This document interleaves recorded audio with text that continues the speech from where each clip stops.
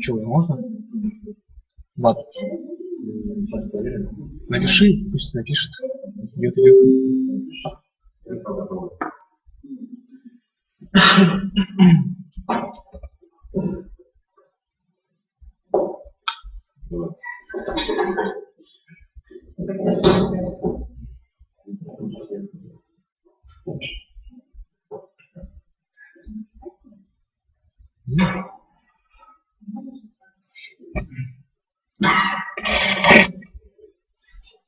Я долго не буду рассказывать.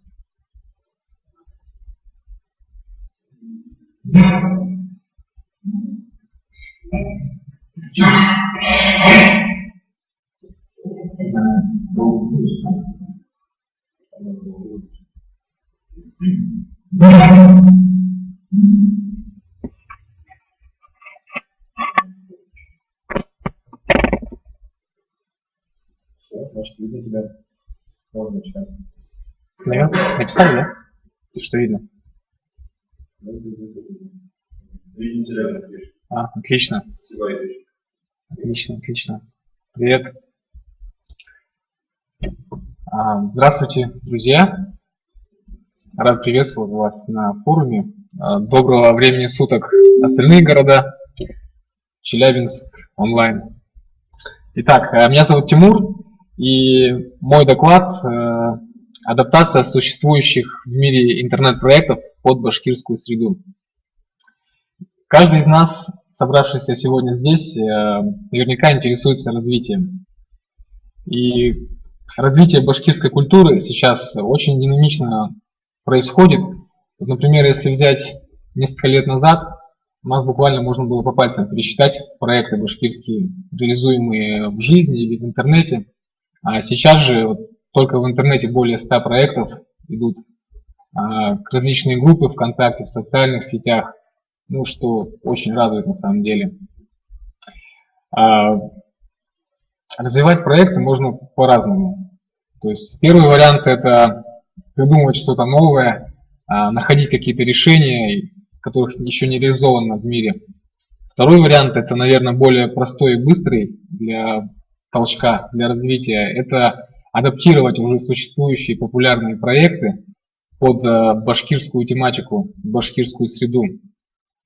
И вот давайте рассмотрим, как возможно шагать в ногу со временем, со всем миром на примере адаптации таких проектов. Вот уже сейчас много проектов существует, которые адаптированы под башкирскую среду, но не так много их в интернете. Например, в Челябинске реализованы такие проекты, как квартирники, башкирские бишбармаки. Это наподобие американских, европейских квартирников, где молодежь собирается, играет, поет песни, ну и в общем как-то сдружается и развивает свою культуру. Еще вариант проекта реализованного – это Аулпиада. Придумали его в момент прохождения Олимпиады в Сочи. И вот как раз все было популярно, много новостей в интернете, по телевизору. И, в общем-то, люди охотно пришли. Это, грубо говоря, наша местная Олимпиада прошла с башкирским колоритом. Еще один проект – это Аул Экстрим. Это подобие проекта так называемого веревочного курса, когда люди испытывают себя в экстремальных условиях, лазят по веревкам, стреляют из какого-то оружия. Да, мы здесь внедрили, помимо названия Аул Экстрим, сделали стрельбу из лука. В общем-то, башкирское занятие издревле. Еще один вариант нашего проекта – это Айран. Популяризация марафонского бега. То есть вроде Айран, какой-то такой национальный напиток, но и в то же время это «я бегу».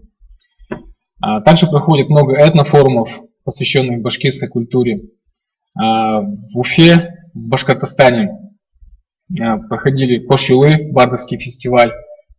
Ну, на самом деле, гораздо, мне кажется, интереснее, чем обычный бардовский фестиваль. Вот, это очень большое продвижение.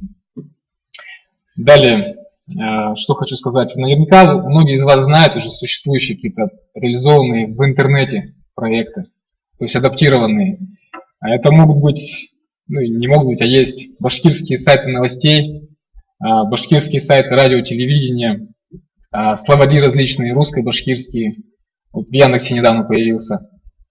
Очень много групп ВКонтакте, в социальных сетях популярных: Фанышаек, Светляшаек, Башкорт 2.0, башкирские проекты. Очень много их. Ну и становится популярным сейчас перевод сайтов социальных сетей на башкирский язык. Ну, прям очень сильно радует. Особенно у нас здесь в Челябинске, которые очень хотят изучать башкирский язык. Вот такой вот плюс нам. Далее давайте рассмотрим вариант, как можно адаптировать любой проект под башкирскую среду. На самом деле ничего сложного здесь, в общем-то, и нету.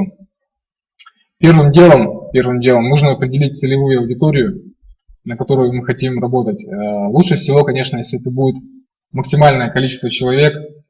И, наверное, лучше взять молодежную аудиторию как более активную часть населения. Но когда определились с целевой группой, нужно взять проект, который очень популярный в мире, набирает тенденции, какие-то популярность. Ну и изучить его настолько подробно, насколько это возможно, проанализировать все нюансы этого проекта. Ну, не зря каждый нюанс в проекте, он не зря придуман, он несет какую-то свою идею для развития, для распространения проекта. И чем подробнее мы это все изучим, тем потом легче нам будет.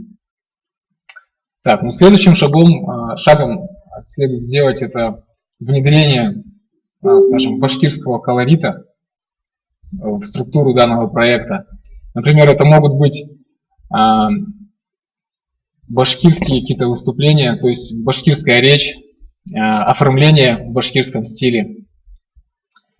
Что еще может быть? Ну, добавление каких-то элементов башкирской культуры. Далее, как только мы придумали и внедрили башкирский колорит, надо придумать название такое, чтобы проект ассоциировался с уже существующим проектом, это Олимпиада, Аулпиада. И обязательно следует добавить элемент башкирский, национальный любой элемент, который скажет: да, действительно, это башкирская движуха, это крутая движуха. Ну и, в общем, заинтересует целевую аудиторию. Далее уже, я думаю, многие из нас знают уже, как проводить мероприятие. Далее просто составляется план мероприятия подробный, выбирается место, выбирается время. Ну и немаловажно, наверное, будет это продвижение данного проекта, ну и масштабирование его в будущем. Вот в общем-то, такой вот несложный план, который нам поможет двигать дальше проект. Ну и что еще хотелось бы сказать. Вот у меня родились идеи, такие вот, ну, я не нашел в проекте, в интернете не нашел, но, в общем, мне было бы интересно. Например, есть у нас YouTube в мире, есть Рутюб в России, но почему-то нет Баштюба, где я бы, допустим, приходя домой, сел на диван и просто мог посмотреть башкирские клипы, башкирские фильмы. Думаю, каждому из вас было бы интересно это. Также не нашел в интернете доменные имена, связанные с какими-то башкирскими наименованиями. Существует ком, существует нет, существует ру. Не нашел баш, не нашел .рб. Ну и, возможно, какие-то башкирские даже слова можно будет применить. Ну, это вот в разработку людям, которые в этом разбираются. Далее, хотел бы увидеть онлайн-путешествия по достопримечательностям Башкортостана. Много красивых мест, куда просто физически не получается съездить. Ну или хотелось бы перед поездкой посмотреть. Вот. Ну, если будет реализовано какой-то такой гид по достопримечательностям, тоже очень классно было бы. В общем, ничего сложного нет, видел, как это делается. Это обычная аппаратура, фотоаппараты с функцией сферической съемки. Либо там 3D-съемка может быть. Вот, еще что хотел сказать. Есть у нас башкирско-русский словарь, русско-башкирский словарь, но почему-то нет людей, нет словарей англо-башкирских, немецко-башкирских, китайско-башкирских. Потому что люди-то в мире тоже хотят башкирский изучать. Я думаю, надо им помочь. Тем более люди есть, живущие и в Европе, и в Китае, там, и в Индии, то могли бы это разработать. Вот, далее Очень нам не хватает здесь в Челябинске онлайн-магазинов башкирских продуктов, настоящих башкирских качественных продуктов. Не хватает нам здесь в Челябинске сайта об истории башкир, где можно было бы взять достоверную информацию, не какую-то кем-то исковеркованную статью написанную, а вот именно реально достоверную информацию, подтвержденными историками Башкортостана именитыми. В общем-то, охватывающую всю историю башкир. Далее, как вот человеку, который изучает башкирский язык, который совершенствует, мне вот хотелось бы видеть какой-то общий портал по изучению башкирского языка, где мог бы взять методички, книги, не просто где-то искать, ходить по библиотекам, тратить на это время. Просто любой человек, зайдя на этот портал, скачал себе информацию и спокойно изучает. Либо на этом же портале общается с преподавателями и узнает, как лучше изучать. Очень такой момент меня давно интересует. Сам не знаю, как сделать. Надеюсь, кто-нибудь реализует из айтишников. А вот ВКонтакте установил себе башкирский язык. Очень нравится, изучаю, помогает в изучении. Хотелось бы еще увидеть оформление в башкирском стиле контакта. То есть я перевожу на башкирский язык, и у меня появляются орнаменты башкирские, цвета национальные, смайлики какие-то, связанные с Башкортостаном, с культурой с нашей. Очень мне понравилось бы. И напоследок, приезжая в Уфу, хотелось бы, открыв дубль ГИС, видеть все наименования улиц, достопримечательностей на башкирском языке. Может, конечно, не обязательно дубль ГИС. Любые онлайн-карты, Google карты, Яндекс карты. Думаю, интересно было бы. Спасибо большое.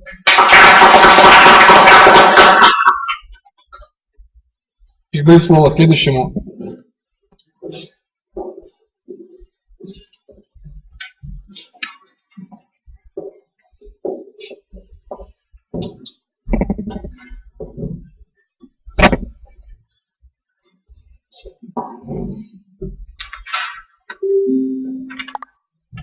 Добрый день, уважаемые участники первого Всемирного цифрового Курултая, коллеги, единомышленники, те, кто нас сейчас смотрит дома. Сегодня у нас 28 ноября, а это значит, что мы уже 15 лет как в 21 веке. Этот век однозначно будет и есть веком развития интернет-технологий, интернет-каналов общения и самого интернета. Игнорирование этого факта делает невозможным развитие любой деятельности, будь то профессионального, культурного или национального характера.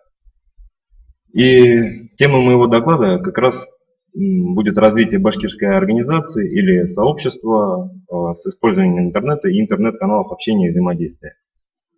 Итак, у нас есть динамично развивающийся интернет, есть башкирское сообщество, это может быть общественная организация, какое-то профессиональное объединение.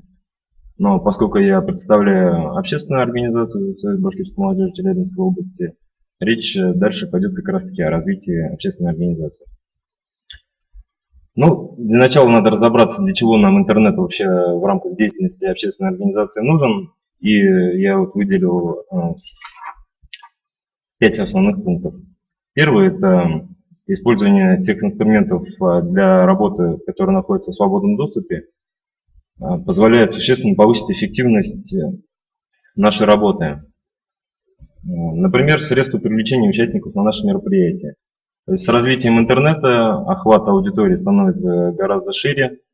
Если раньше надо было писать в газеты, давать рекламу на радио, расклеивать объявления на столбах, то сейчас достаточно создать группу или страничку в социальной сети и распространять информацию там. Помимо соцсетей средств этих огромная масса. Это и различные новостные сайты, и каналы видеороликов, и смс-рассылка, которая проводится также с помощью интернета. И в зависимости от направленности можно охватывать до 80% целевой аудитории. Особенно касаемо работы с молодежью. Молодежь сейчас полностью сидит в интернете, и нужно просто пользоваться этими средствами для того, чтобы ее привлекать. Помимо этого, помимо участников мероприятия, через интернет очень эффективно идет привлечение кадров в работу общественной организации и дальнейшая коммуникация или связь между активистами. Например, у нас есть рабочая группа в социальной сети ВКонтакте, в которой аккумулируется вся важная информация, во-первых. Во-вторых, решаются какие-то вопросы дистанционно. Кроме этого, сейчас много интернет-пейджеров или мессенджеров, которые мы также активно используем для оперативного обмена информацией. То есть раньше для этого необходимо было созваниваться с кем-то, сейчас это возможно гораздо быстрее и удобнее осуществить.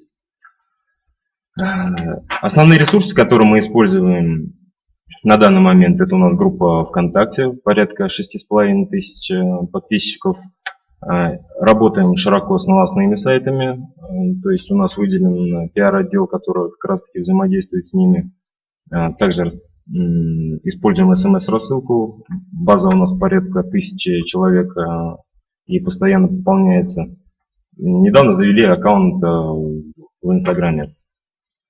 Идет работа у нас по созданию собственного сайта и страницы в других соцсетях. Все это делает деятельность нашей организации более эффективной, и как следствие идет и развитие самой организации. Кроме того, работа в интернете позволяет перенимать полезный опыт у других народов, либо других общественных организаций, других культур, и внедрять его в деятельность своей организации. Допустим, раньше для этого потребовалось бы физическое присутствие на какой-нибудь конференции, форуме или мероприятии.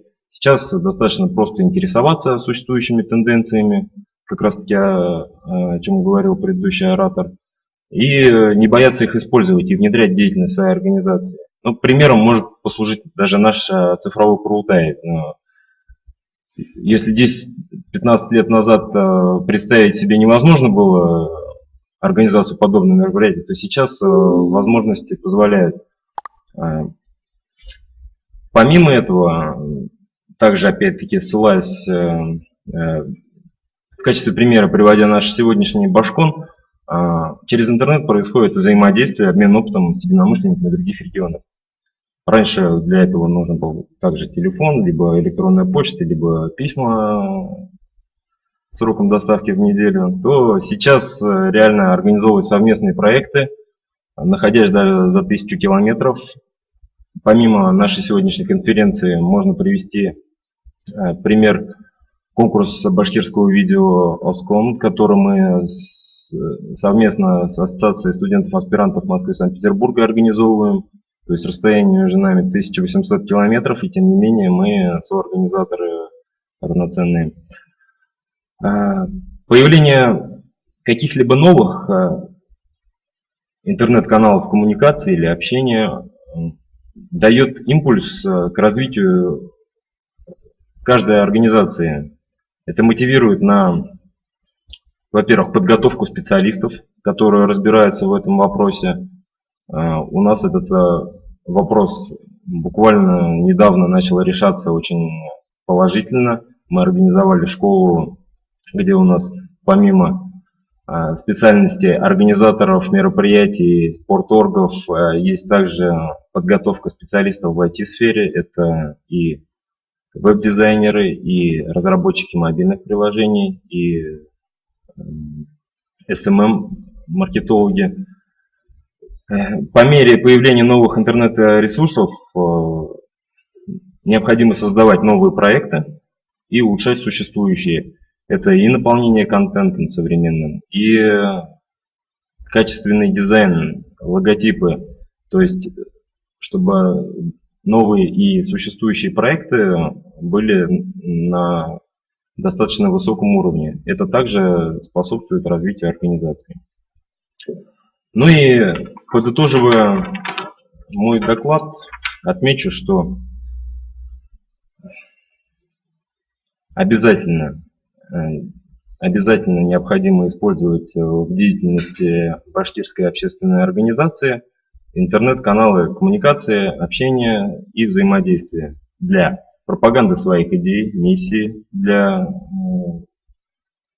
общественности, привлечение участников на мероприятия, привлечение новых кадров, их коммуникации, заимствование положительного опыта, взаимодействие с единомышленниками других регионов и создание и улучшение новых проектов.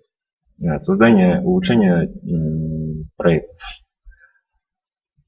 Ну и итогом, наверное, хотелось бы сказать, что развивая деятельность общественной организации в интернет-среде, мы